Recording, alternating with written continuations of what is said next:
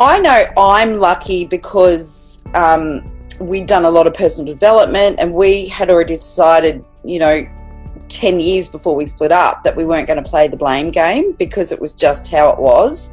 You had some pretty traumatic stuff happen to you, so how did you not blame him or be upset with him, or how did you come to that mindset?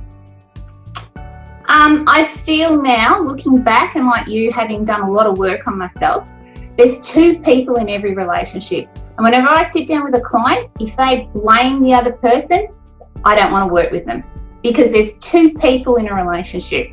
So both of us need to take some form of responsibility for what's happened. In my instance, I knew what was sort of going on.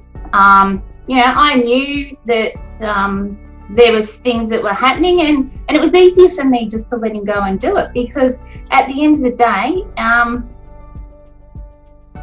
I wanted to be myself. I'd sort of probably fallen out of love with him. The stress was getting too much. So in my case, my ex-husband was, liked to have a bet. So he'd just go off and have a bet, or he'd go to the casino, whatever the case may be. And I knew he was going, and I allowed him to go. So I had to take responsibility that the demise of our relationship come about from, reasons that I was part of.